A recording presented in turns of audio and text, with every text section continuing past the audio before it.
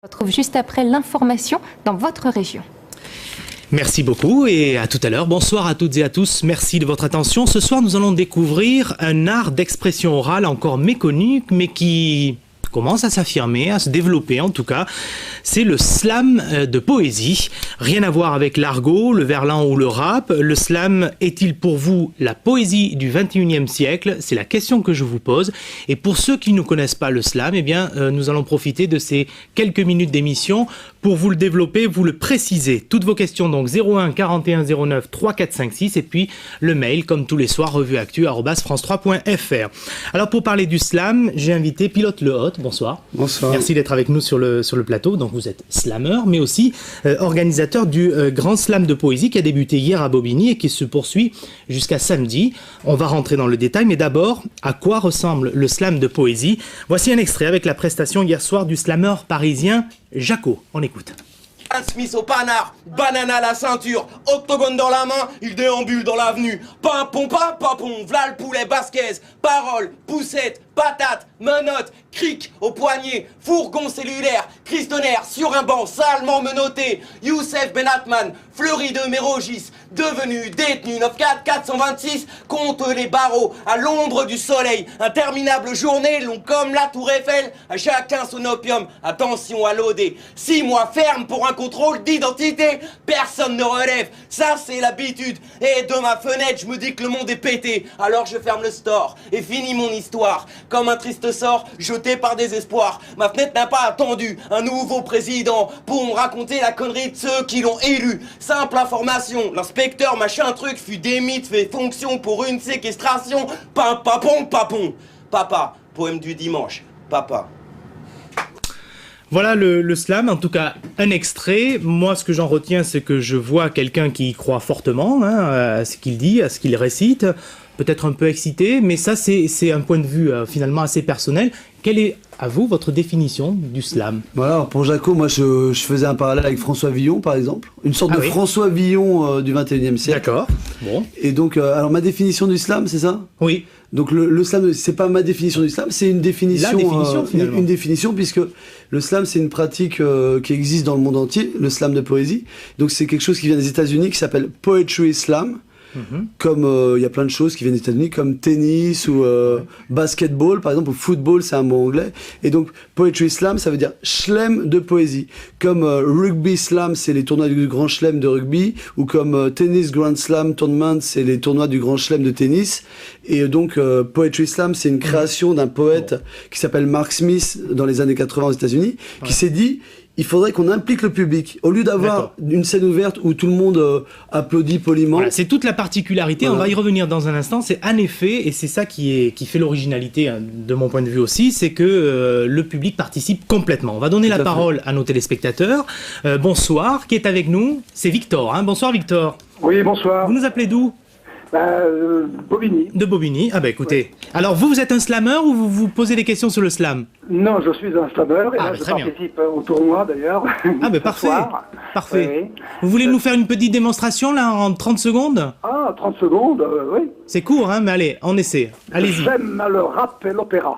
Jamais le rap ne pourra détrôner le bel canto, faudra se lever tôt. Même si Solar et si solaire et fort en si et fort en sol, et Jean Gabin sur les enfants de la DAS se désole, même si le Père Noël est le nec plus ultra du peura, je n'ai pas peur de le crier, le tonner, le barytonner, j'aime bien l'opéra. Traviata, la normale, c'est de mon âge. La Calas, Kirite Kadawa, mon ménage avec Diams, Harissa ou Maya, Ayam. Donc je suis, what I am, ce que je suis. À que n'a-t-on traité de cons les rappeurs trop féconds, les freeman, hommes libres, shuriken et calibre. Parfait. Merci. Merci pour ce nouvel extrait. Merci beaucoup de nous avoir appelés, de nous avoir fait partager donc un nouvel extrait du slam. Est-ce qu'on peut dire que le slam, ce sont les poètes du 21e siècle, comme l'étaient au Moyen-Âge les troubadours, ou la comparaison, on ne se hasarde pas? Alors, pour participer à un slam de poésie, il suffit juste de dire un poème sans musique derrière, sans costume, sans décor de mise en scène, et d'être vivant. Donc c'est sûr que là on est au 21e siècle, donc c'est les poètes du 21e siècle. Mais au 22e siècle, quand il y aura toujours, comme il y aura toujours du football, il y aura toujours du slam de poésie au 22e siècle, et les poètes du 22e siècle pourront participer au slam de poésie. Et à l'époque des troubadours, s'il y avait eu ces scènes dans de cette manière-là, donc où on propose au public, à des membres de l'audience sélectionnés, de mettre un score à chaque poète entre 1 et 10 avec un chiffre après la virgule, je suis sûr qu'à l'époque des troubadours, ils auraient trouvé ça rigolo. Alors et justement, voilà. question de Julie de Créteil sur la messagerie revueactu@france3.fr. Pourquoi faire du slam de poésie une rencontre sportive? Parce que c'est vrai que c'est un combat de joute, c'est un sport. Tout à fait. Alors le but de ça, et de Mark Smith, et de ce qu'on fait dans plein de pays, dans 16 pays du monde, c'est que le but de faire ça, c'est de faire qu'on soit pas dans une écoute de la poésie un peu, comment dire, chloroformé, quoi, où on applaudit poliment, mais où on propose au public de participer. Et ça crée une ambiance sportive, justement, pour qu'il y ait une ambiance avec des effusions, avec des pics d'émotion, où on propose au public, après chaque poète, de dire, on fait à la 1, à la 2, à la 3, et si vous trouvez que c'est un poème qui aurait jamais dû être écrit, vous mettez 0 ou 1 ou 2, et si vous trouvez que c'est un poème qui est sublime, orgasmique, là vous mettez 10, et il y a des poètes qui aiment bien provoquer, par exemple, et ce qu'ils cherchent, c'est avoir des 0 et des poètes qui aiment bien avoir Alors des 10. moi, je vais justement vous provoquer un petit peu. Est-ce que c'est pas finalement le radio crochet d'il y a quelques années en arrière, Exactement. la Starac, la Nouvelle Star, ou finalement, plus loin encore, l'école des fans? Ou la démocratie participative de... D'accord, de quelqu'un qu'on connaît voilà. bien. En effet. Exactement. Très bien. Question de Marie-France qui nous appelle. Question ou observation. Bonsoir Marie-France. Bonsoir. Je suis présidente du Conservatoire de la poésie classique française. Ah. Et je ne comprends pas comment vous pouvez passer de telles divagations et lugubrations à la télévision, alors que l'on a lutte pour la francophonie, pour le français, pour la langue française. Alors justement, je vous laisse parler. Je vais vous laisser parler, Marie-Françoise. Oui. Je vais vraiment, Marie-France, pardon. Marie-France. Je vais vous laisser parler. Simplement, je pense, comme vous nous posez un peu une question à moi en tant que présentateur, je vais vous répondre parce que c'est bien de faire découvrir tout ce qui se passe sur notre planète et en France. Alors on peut ne pas aimer, on peut ne pas partager, mais ça existe. Et je pense que c'est un peu notre devoir de le faire partager. Maintenant, je vous laisse continuer. Allez-y. Oui, non, je pense que pour les enfants, pour l'enseignement du français, alors que l'on lutte pour la francophonie, pour que notre langue soit mise, disons, soit reconnue, de telles divagations, il n'y a même pas de phrases, ce sont des mots jetés lapidaires, comme cela, au hasard, et même avec la vulgarité. Je trouve ça inadmissible. On ne comprend même pas, c'est tellement dit d'une façon rapide, mais ce n'est pas de la poésie. La poésie doit être quelque chose que l'on écoute avec plaisir. Ça, on jette des mots comme ça. Marie-France, vous avez pu le dire, je vous ai donné la parole, c'est votre point de vue. Je vais, si vous le permettez, c'est quand même la moindre des choses, demander à Pilote Claude de réagir par rapport à ça. Ce n'est pas de la poésie, c'est un peu du n'importe quoi. Donc je suis pas là pour juger ce qu'est la poésie. Ce que je peux dire à Marie-France, c'est qu'on fait des ateliers dans des centaines d'écoles, qu'il y a un grand slam interscolaire où grâce au slam de poésie, il y a des milliers d'enfants dans toute la France qui s'intéressent au français, qui s'intéressent au vocabulaire, aux conjugaisons, pour participer au slam de poésie. Ça leur permet ça. Et il y a un grand slam interscolaire et il y a même une professeure de lettres qui est mise en détachement auprès de l'association Slam Production qui organise le slam national et qu'on est tout à fait donc le slam ne déforme pas les mots, ne porte pas atteinte à la francophonie. Il me semble que j'ai pas dit de gros mots encore, j'ai pas fait d'erreur de conjugaison. De l'autre côté, vous n'avez pas encore slamé, vraiment. J'ai pas dit de poème, mais Marie-France, je suis reconnu en tant que poète. Bon, ben voilà, elle est partie, mais de toute façon, c'était intéressant de l'entendre. Pourquoi ne connaît-on que le slameur Grand Corps Malade? C'est une question de Jean-Yves d'Aubervilliers. Parce que lui, on le connaît, le grand public le connaît, Grand Corps Malade. Alors c'est parce que c'est un plan marketing d'une maison de disques. C'est pas un slameur? Et non, puisque le slam, c'est un tournoi de poésie ouvert à tous, où ce sont des membres de l'audience systématiquement qui mettent un score à chaque poète et qui choisissent les poètes qui vont repasser une deuxième fois, ou qui vont représenter leur ville ou leur pays à un slam national ou un slam international. Donc Grand Corps Malade, c'est du spoken word, ça s'appelle, et donc c'est un chanteur qui écrit peut-être très bien, qui chante des belles chansons, mais ça s'appelle du spoken word, c'est de la chanson. Donc et ça c'est un plan marketing des maisons de disques pour vendre, ils ont vendu avant du rock'n'roll, du twist, du Smurf, et là ils vendent un produit musical, quoi. C'est un produit musical. On donne la parole à Christophe, si vous voulez bien, qui nous appelle au 01 41 09 3456. Christophe de Viroflay, pardon, bonsoir. Oui, bonsoir. Oui, je voulais dire, bon, déjà, Marie-France, elle a tout faux, ça c'est sûr. Bon, là, je viens de l'entendre, ça veut rien dire. Tout ce que je voulais dire, c'est qu'en fait, le slam, ça a commencé déjà avec Gainsbourg. C'était un slammer, Gainsbourg? Ouais, moi, je pense que c'était les prémices.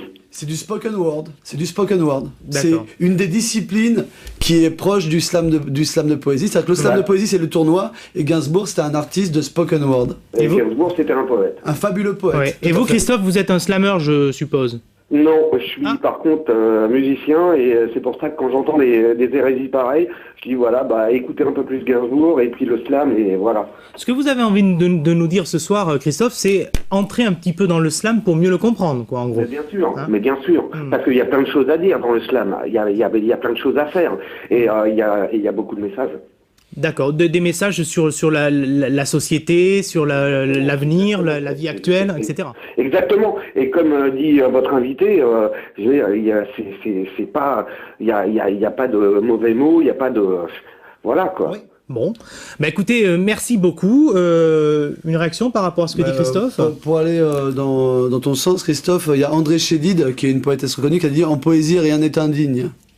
En poésie, rien n'est indigne. Voilà. Bon. Et question, non, ou plutôt observation, que j'aimerais vous faire partager. C'est Natacha de Suresnes qui dit « Réciter une poésie sur une scène n'a rien de nouveau. Les enfants le font à l'école depuis que l'école existe. » Tout à fait, exactement. Il y a des scènes ouvertes qui existent depuis des centaines d'années. Et la différence entre une scène ouverte normale et le slam de poésie, c'est que dans le slam de poésie, c'est le public qui choisit qui sont les poètes qui vont passer en deuxième partie de soirée. Ce sont les poètes qui ont le plus fort score qui vont repasser. C'est le public qui choisit les poètes qu'il a envie de re-entendre. C'est ça la différence avec le slam de poésie. Exactement. Donc, il y a des scènes ouvertes, il y en avait avant le slam, il y en a à côté du slam, et il y en aura toujours.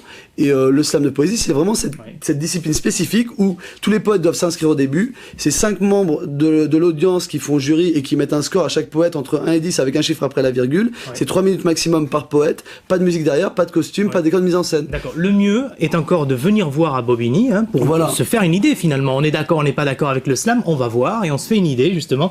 Il nous reste quelques secondes, une trentaine de secondes, pardonnez-moi, mais un petit extrait peut-être de ce que vous pourriez faire en slam. Ok, alors au-delà de ça, je vous propose de venir dans toute la ville de Bobigny. Vous avez toutes les infos sur grandslamnational.com et il y a 16 équipes de 4 poètes, plus de 90 poètes qui vont être là pendant toutes les soirées. Il va y avoir des ateliers, des hommages. Il ne vous reste plus que 15 secondes pour une démonstration. Donc, venez nombreux. Alors, qu'est-ce que je pourrais dire 15 secondes.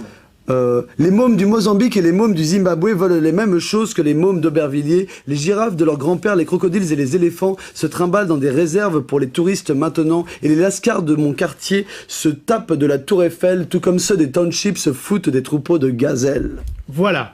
Ce soir, merci Pilote Le Hôte, j'avais envie de vous faire découvrir le slam. On aime ou on n'aime pas, mais on en sait un petit peu plus. Et puis si vous voulez aller à Bobigny, vous rendre compte, vous pouvez y aller, c'est jusqu'à samedi. Merci beaucoup Pilote Le Hôte. Demain soir à 18h40, nous serons un peu coquins. Comment entretenir le désir amoureux? Selon une étude, un quart des Français seulement seraient satisfaits au lit. On en parle demain, avec plaisir. À demain. C'est la saison des siestes à l'ombre. Quel meilleur professeur de farniente qu'un chat? Un chien peut-être. Savoir prendre du bon temps est le nerf de l'été. En la matière, les bêtes sont nos maîtres.